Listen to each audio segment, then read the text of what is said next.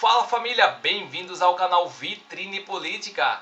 Eles não têm medo da mentira, eles têm medo de você descobrir a verdade. Aqui não existe narrativa pronta, não existe neutralidade conveniente, existe análise, confronto e exposição dos fatos que muitos preferem manter longe dos holofotes. Enquanto a velha mídia escolhe o que você pode ou não saber, nós escolhemos questionar. Escolhemos investigar, escolhemos falar. Se você está cansado de manipulação, de blindagens seletivas e do jogo de poder acontecendo nos bastidores, você está no lugar certo. Aqui a verdade incomoda, aqui o sistema é confrontado, aqui o povo tem voz. Então se inscreve, ativa o sino e compartilha, porque quando a informação circula, o controle enfraquece. Isso é vitrine política. E aqui a verdade não se negocia. E essa notícia vem diretamente de Brasília com Braddock Show. Surpresa! Veja quem surgiu para apagar o incêndio do caso Master.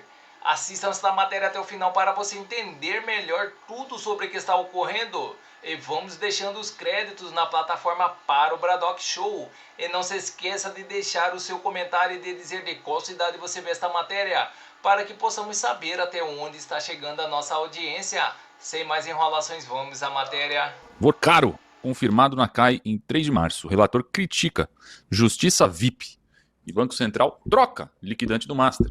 Após cancelar a ida da CPMI e da ACPMI do INSS e negociar por dias, Vorcaro confirmou o depoimento presencial na CAI do Senado na próxima terça, dia 3, em voo comercial sem avião particular. Renan foi pessoalmente ao Supremo negociar com André Mendonça e saiu com data confirmada.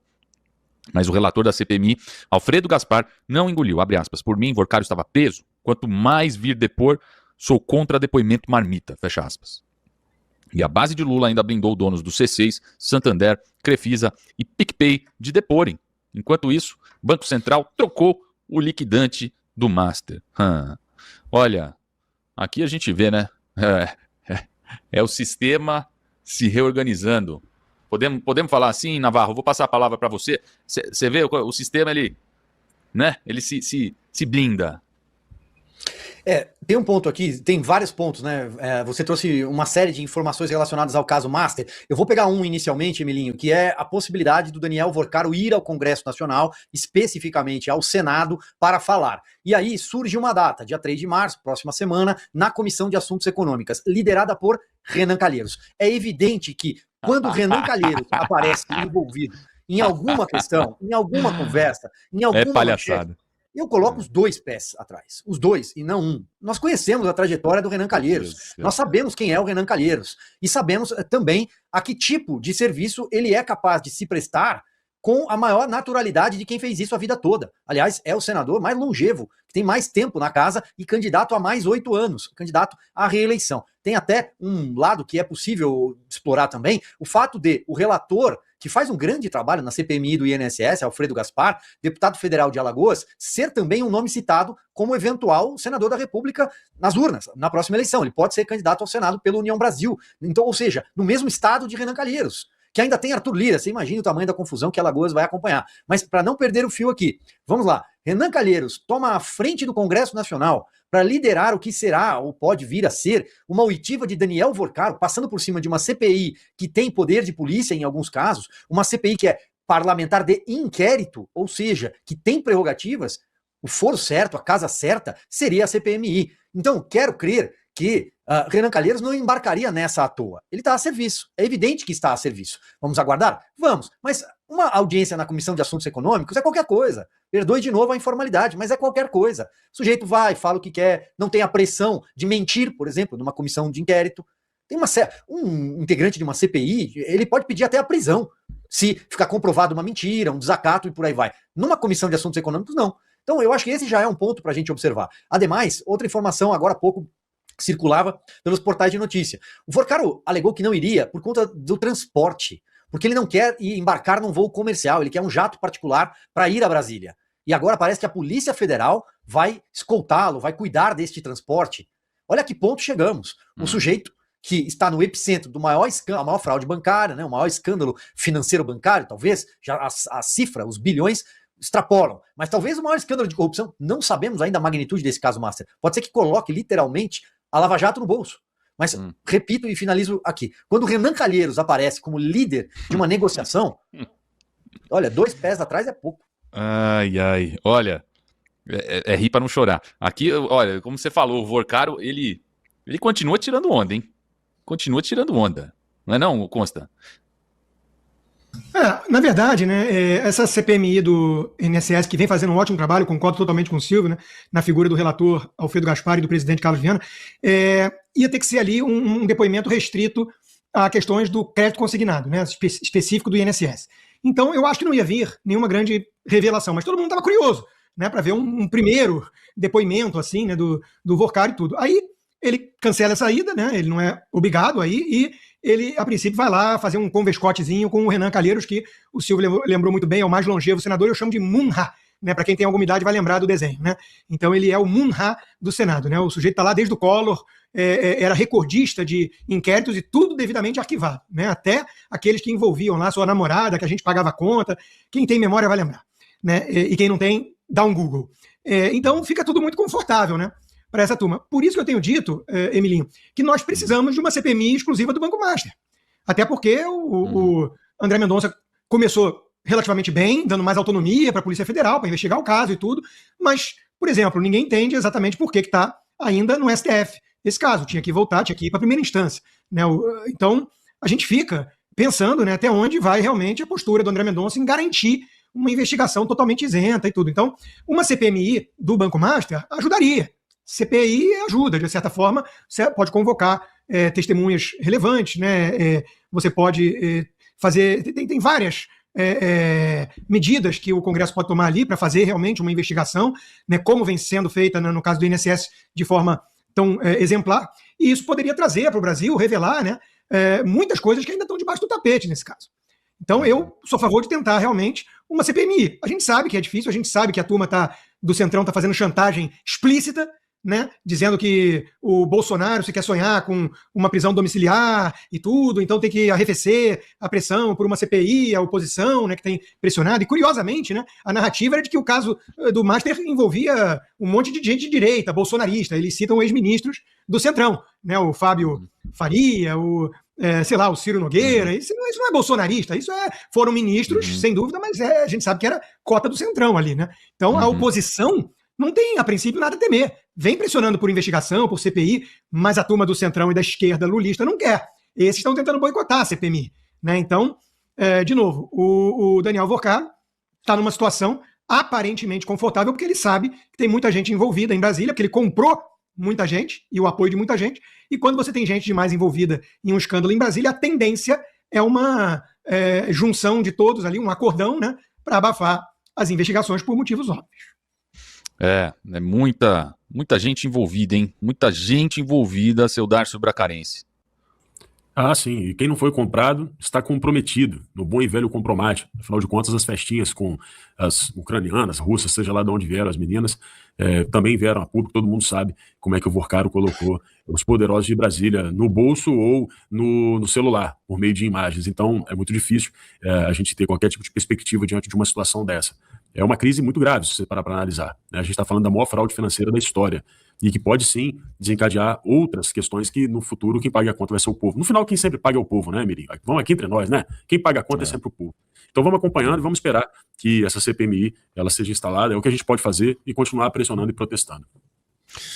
Muito bem, Darcio. Vamos lá, vamos continuar falando desse caso. Folha revela, governo de Ibanez admitiu riscos na compra do Master e defendeu fechar um negócio sem auditoria. Segundo a Folha de São Paulo, o procurador-geral do Distrito Federal, nomeado por Ibanez 6 dias antes, enviou ofício ao MPF admitindo os riscos da compra do Master pelo BRB, mas defendendo que a auditoria só seria feita dias depois de fechar o negócio. O MPF já havia alertado em nota sigilosa.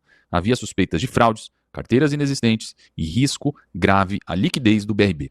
O Banco Central barrou o negócio 8 dias depois e o Master foi liquidado com 12 bilhões de reais em carteiras fraudadas.